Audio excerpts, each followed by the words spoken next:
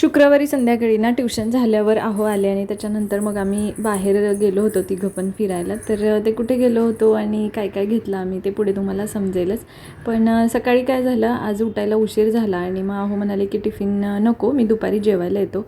म्हणून मग काय सगळं माझं शिस्तातच चालू होतं. भाजीला भेंडीची भाजी केली होती. आता टिफिन द्यायचा म्हणून मी आदल्या दिवशी भेंडी वगैरे चिरून ठेवली होती, पण सकाळी काही उठायला झालं नाही म्हणून मग मी दुसऱ्या दिवशी ती भाजी बनवली आणि नंतर कुकर लावून घेतला. कुकर झाल्यानंतर मग भाकरी बनवल्या. भावार तर झोपला होता, पण भाकरी वगैरे होऊपर्यंत म्हणजे तो उठला. आणि तर असं पहिल्यांदाच झालं आहे की आहो दुपारचं असं जेवायला आले, नाहीतर कधी असं होत नाही, पण फर्स्ट टाईमच असं झालं. नंतर भावार तुटल्यावर त्याला मखाने भाजून दिले, तर तो बसून खात होता. कुकर झालेलाच म्हटल्यावर मग डाळ वगैरे फोडणी घालून घेतली.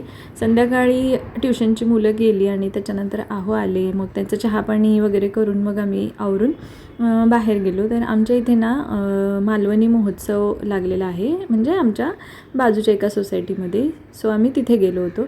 तर बापरे, इतकी गर्दी होती आणि इतके छान छान छान छान दुकानं होती. भरपूर दुकानं लागली होती, म्हणजे वेगवेगळ्या प्रकारचे लाडू, वेगवेगळ्या प्रकारचे लोणचे, मसाले, मालवणी मसाले, सगळं असं खूप सारं होतं.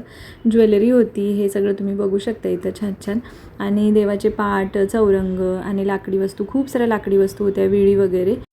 तिथे होममेड धूपचं पण दुकान होतं. तिथले आम्ही थोडे धूप पण घेतले आणि अगरबत्तीचे म्हणजे ते धूपचे स्टिक्स असतात ना, ते सुद्धा घेतले. आणि खायच्या दुकानात इतकी गर्दी होती, म्हणजे सगळ्याच दुकानात गर्दी होती. तर आम्ही व्हेज मंचुरियन घेतलं आणि खाल्लं. तर इथे बघा मालवणी खाजे घेतले, नंतर ते धूप घेतलं आणि भावासाठी ही लाकडी गाडी घेतली. सो असा होता मालवणी महोत्सव.